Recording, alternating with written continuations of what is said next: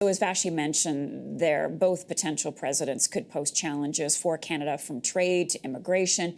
With more on the Canadian impact, I want to bring in CTV's Scott Hurst. So, Scott, let's begin this morning by talking about former President Trump. He has promised big tariffs that could impact Canada and a possible renegotiation of the free trade deal. Take it away from there. Yeah, and adding to what Vashi said, let's focus on trade because that was a big topic during a first Donald Trump presidency. International trade and trade for the U.S. as well.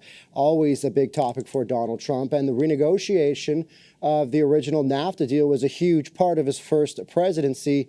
And now it appears it will be once again if he wins the White House coming up tomorrow. Of course, millions of Canadians are watching this U.S. election because, of course, talking about trade, it has a huge impact on our economy as well, our closest ally and closest trading partner. Now, of course, former President Trump shook things up by pushing to replace NAFTA and imposing hefty tariffs on Canadian aluminum and steel during negotiations. Trump, if elected again, as Vashi had mentioned, has already signaled he plans to revisit the USMCA agreement and potentially trigger that unique review after 6 years of being in place since 2020. And that would be right in the middle of the next presidential term and also in the run-up to the important, we're talking about this election now, but in the run-up to the midterm elections where a new president may be looking to really have a signature deal that they can push forward to American voters again in a couple years. So Trump says he wants a better deal to protect and promote the U.S. auto industry, Marcia,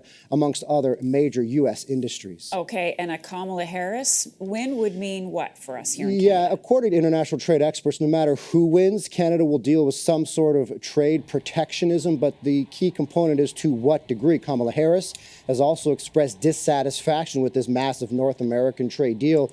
She was one of only 10 senators who voted against it originally, despite passing with bipartisan support, and may be interested in renegotiating and revisiting it as well upon that 6-year anniversary. So Harris has argued originally that this North American trade deal did not go far enough to address issues of climate change. However, a Harris-Walz win would likely mean more of alignment of the policies of the past 4 years under current President Joe Biden, and international trade experts are expecting much of the status quo. However, so far, specific trade policies have been vague under Harris as she runs for the White House. And, of course, as we know, it'll all shake out tomorrow, Marcia. Indeed. We hope tomorrow.